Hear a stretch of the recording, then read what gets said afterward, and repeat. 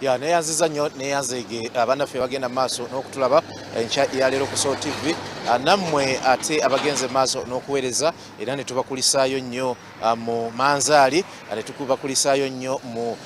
muceero ogwo gwa piraawo abamu gwe mwabaddemu olunaku olw'eggulo Faruku ne Muhammad Wamala mukulikireyo nnyo ddala mu Idi eyabaddewo olunaku olw'eggulo. Kaakati olunaku olwaleero ate ebyabadde mu Idi oba mu kujaguza Idi bye tuba tubaleetera nga namawulire era nga nze ekinvunanyizibwako ye paati ya crime wamu na biki byatambudde naddala ku nsonga ez'entambula y'ebidduka obenje n'ebirala nga bwe kiri nti ndi mu ntambula y'ebidduka ngenda bategeeza nti abantu abawerako abafiiridde mu bubenje obw'enjawulo obwabaddewo ku lunaku olwa Idi emisana wamu n'ekiro naye nga poliisi egenda kubanga olwaleero etubuulira bameka ddala abatuufu abafiiridde mu bubenje buno. Tugezezaako okunoonyerezaako ne tubanga ate tufunyeekoko ku bitundu ebyenjawulo ebyabaddemu obubenje era bannaffe abatulaba ssaawa zino ku Soul TV mujja kubanga mulaba ebifaananyi ebimu bye tusobodde okufuna okuva mu bitundu ebyenjawulo obubenje gye bwagenze mu maaso n'okugwa ku lunaku olwa Idi naye nga businga okusinziira ku poliisi bwabadde bwakuvugisa kimama ssaawa zino ndi wano ku luguudo olwa Entebbe Road ekitundu kyendimu bakiyita Lubowa era nga entambula y'ebidduka y'olunaku olwaleero terina buzibu bwonna bw'oyinza kwogerako. Entebbe Road nga bw'omulaba ate emmotoka tewali nnyo z'oyinza kwogerako nti nnyingi oba ntono abantu tebakedde nnyo kutambula kyetulowooza nti bajja kutambula ate gye bujjakaawo katono olunaku gye bujjakaawo katono abantu bajja kubanga beeyongera okutambula n'ekibuga tukitegeddeko nti abantu okwawukanako n'eggulo bakomyewoko mu kibuga naye okudda ku mbeera nga bwe yabadde olunaku olw'eggulo n'ekiro ekikeesezza olunaku olwaleero ntegeeza mu kujaguza Idi waliwo bannaffe abagenze maaso n'okukola effujjo mu bitundu ebya Ssekabaka Road abamanyi ebitundu by'e Lubaga Ssekabaka Road eri awo wansi nga ewa Road Mayor mu bitundu ebyo mujja kuba mulaba akabenje akabaddewo bannaffe aba bodaboda waliwo omuvuzi w'emmotoka eya buyonjo eyagenze maaso n'okubaako bodaboda gyakuuta bwe emitwalo 2 bwe yamusabye emitwalo 2 ono n'agaana okulayika nti yamusabye emitwalo 5 ono n'agaana okuzimuwa ng'agamba agenda kumuwa emitwalo agenda kubanga amuwa emitwalo 2 awo nno we baganye okukkaanyiza era mmotoka eyo gye mulaba Subaru UBE 573H eyagenze maaso n'okutomera omuti gw'amasannyalaze okuli ne transformer yabadde egezaako kudduka babodaboda ababadde batabuse. Jjukira nti bwe twali tutandika omwaka guno mwalaba ababodaboda bagenda maaso n'okutta omuntu era Kinyana Mpindi naawo ku luguudo olwo olwa Wakaliga Road. Kaakati noono yalabe bamutabukidde n'agezaako okubadduka ababodaboda ekyaddiridde kutomera muti gw'amasannyalaze okwabadde ne transformer era bano bwe balabye ng'agutomedde bo balowoozeza bulowooza nti afudde kye baakoze kyakutema oba kyakudduka nga bamanyi nti kati waakiri ekyo kyo kibadde kaleko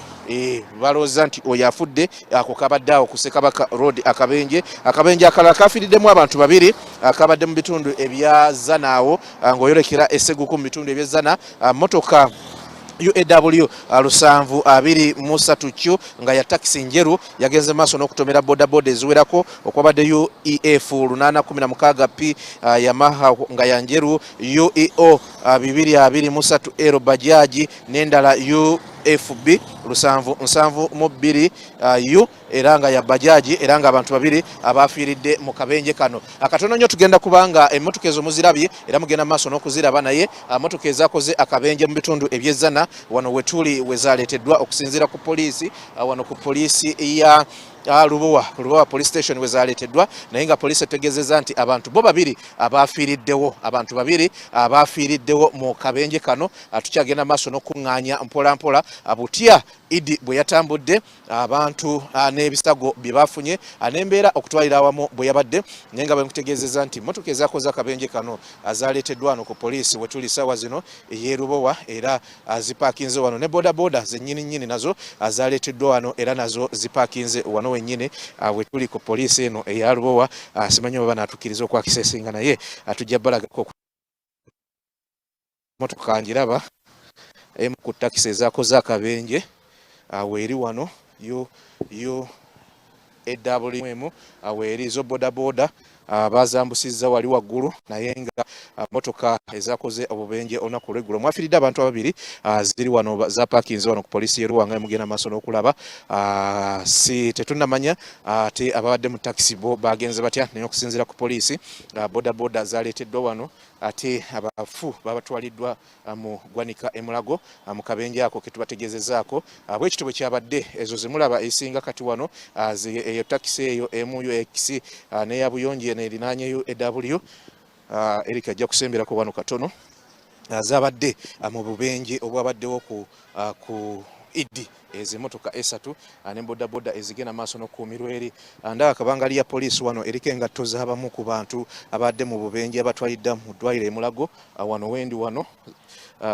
zino ze zimu ku ngatto zaabo abafiiridde mu bubenje buno wano sayidi wano nga mugenda maaso n'okulaba bwe bamaze obbatuusa bino bye bimu ku bye balese wano era mulaba nti byagudde wano okusinziira ku kyentegeddeko okuva ku poliisi naye nga bwobwo bwe bubenje kakati akamu bubiri busatu ne bodaboda eziri wali obwagudde ku luguudo lw'Entebbe olunaku olw'eggulo ng'Abannayuganda bagenda maaso n'okukuza Idi. Abali mu studio eyo y'embeera gye twagadde okubatuusaako wano tuli ddala mu poliisi ya Lubowa parking yard eno mwe bapakinga motoka ezifunye obubenje oba ezirina ebizibu eby'enjawulo naye nga kyekyo bwekityo bwe kyabadde kye twagadde okulagako enkya ya leero butya Idi bwe yatambudde. Muhammad Wamala Farouk Sesaazi ne Fedina Bwire amugenda maaso n'okuweereza Idi bwetyo bwe yatambudde abafiiridde mu bubenje bafiiriddemu oba oliawo tujja kubanga gye bujjakaawo katono tufuna n'abafiiridde mu masanyu ag'enjawulo naye nga kino kye kiri wano ku poliisi eno kye twagadde era okubatuusaako n'ebyo ebifaananyi bye tuzze tubalagayo tukuŋŋaanyiza